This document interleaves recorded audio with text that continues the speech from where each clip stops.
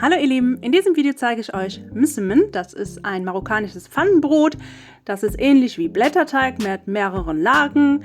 Ganz easy zu machen. Auf Wunsch hat man mich darum gebeten, mal eins mit Vollkorn zu machen. Und hier ist das Video dazu. Ich wünsche euch jetzt viel Spaß beim Zuschauen. Kommen wir direkt zu den Zutaten. Ihr benötigt 560 Gramm Vollkornmehl, 200 Gramm Smit, das ist Hartweizengrieß, 1,5 Teelöffel Salz, 1,5 Teelöffel Zucker. Wenn ihr habt, 15 Gramm frische Hefe oder ein halbes Päckchen Trockenhefe. Dann 2 Esslöffel Öl und ca. 450 Milliliter lauwarmes Wasser. Das Vollkornmehl wird erstmal gesiebt, damit wir später einen schönen, feineren Teig haben.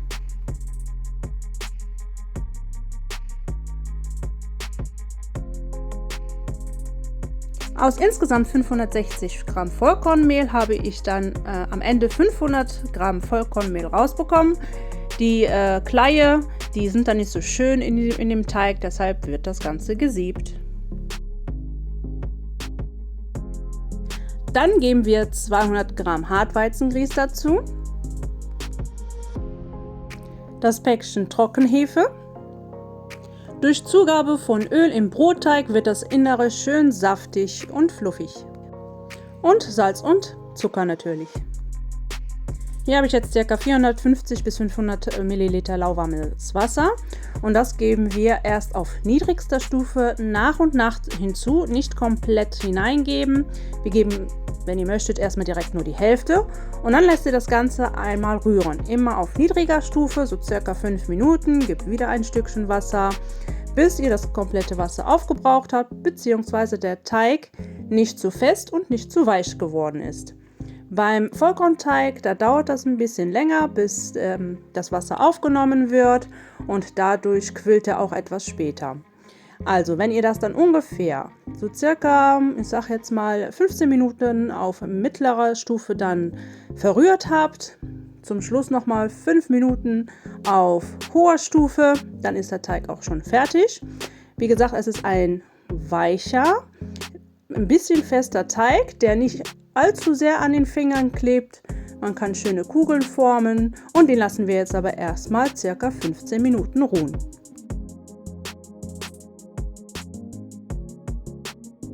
Nach 15 Minuten entnehme ich den Teig aus der Rührschüssel, lege ihn auf eine mit Öl benetzte Arbeitsfläche und forme mir jetzt ein paar Kugeln. Meine Pfanne, in der die ausgebacken werden, ist jetzt ungefähr 32 cm groß, deshalb forme ich mir jetzt 7 bis 8 kleine Kugeln. Wer mag, kann natürlich auch gerne den Teig erstmal komplett wiegen und dann durch 7 oder 8 einmal teilen und dann habt ihr 8 oder 7 gleichmäßige Kugeln. Ich mache das jetzt Pi mal Daumen und forme mir die Kugeln ein bisschen zurecht, indem ich die ein bisschen nach unten ziehe, auf der Arbeitsfläche nochmal drehe, so dass ihr oben eine schöne glatte Fläche habt. Die Hände immer zwischendurch dabei mit Öl benetzen, dass euch der Teig nicht kleben bleibt. Falls euch mein Kanal gefällt, freue ich mich, wenn ihr den Kanal abonniert und die Glocke aktiviert, dann verpasst ihr auch keine weiteren Videos mehr von mir.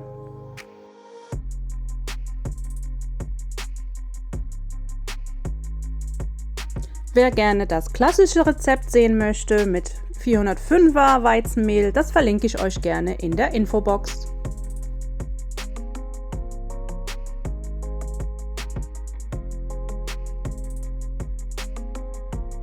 Die Kugeln benetze ich jetzt alle nochmal mit ein wenig Öl und danach müssen die so circa 5 bis 10 Minuten zugedeckt mit Frischhaltefolie noch einmal ruhen.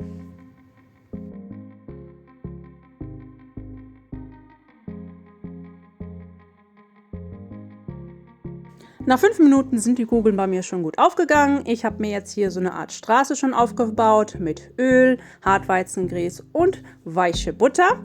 Als erstes nehmen wir uns dann eine Kugel, benetzen die Arbeitsfläche, die Hände und die Kugel nochmal mit etwas Öl und breiten das Ganze jetzt einmal komplett aus, bis es ganz schön dünn geworden ist. Schön vorsichtig arbeiten, dass der euch nicht zu schnell reißt.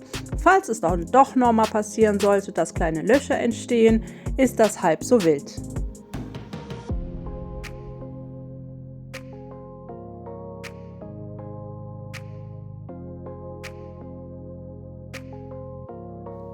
Versucht den Teig so dünn wie möglich auszubreiten, mit den Fingern immer wieder mit Öl benetzen. Jetzt nicht zu dünn, aber auch nicht zu dick, sonst habt ihr hinterher so dicke Pfannenbrote, also Msemen, dann schmeckt das auch wieder nicht.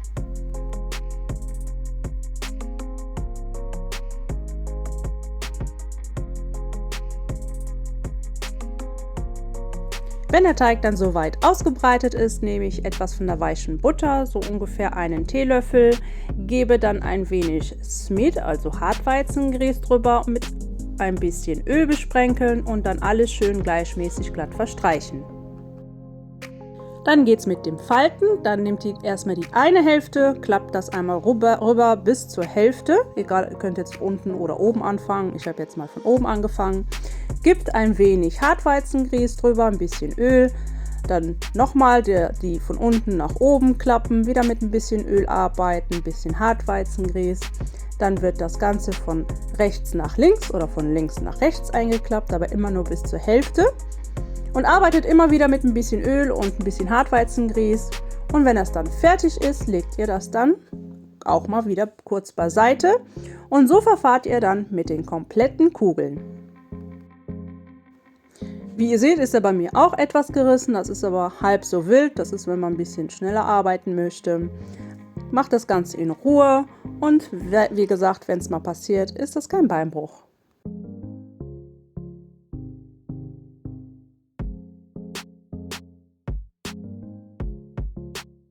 Wenn ihr dann alles fertig habt, benötigt ihr eine Pfanne. Hier habe ich so eine 32 cm große, die benutze ich ausschließlich nur für Msemen. Ihr könnt aber auch, wenn ihr habt, so eine ganz große Crepepfanne benutzen, ohne Rand, dann geht es vielleicht auch einfacher.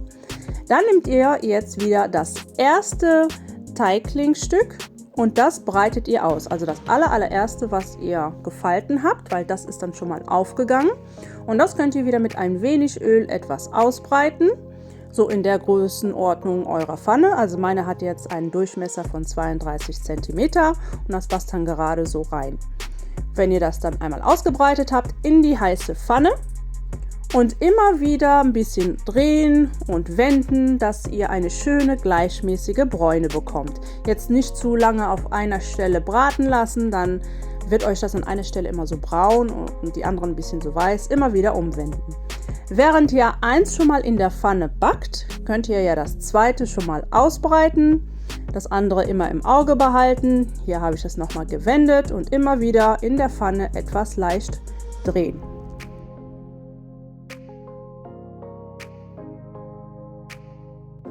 Dreht das Msemen lieber ein paar Mal mehr als einmal zu wenig, dann habt ihr eine schöne gleichmäßige Bräune.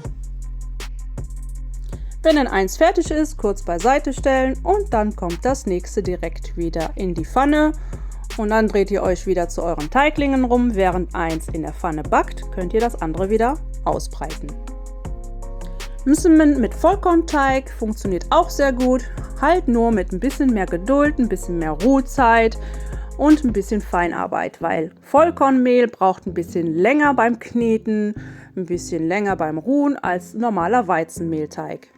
Ich hoffe, das Video hat euch gefallen. Jetzt zeige ich euch einen nochmal, wenn ihr es anschneidet, beziehungsweise wir zerreißen es sehr gerne. Schön blättrig wie auch mit 405er Mehl. Gerne wird das gegessen mit Honig, Marmelade oder was auch immer. Ein Glas Tee dazu und fertig. Viel Erfolg beim Nachmachen. Bis zum nächsten Video. Bye bye.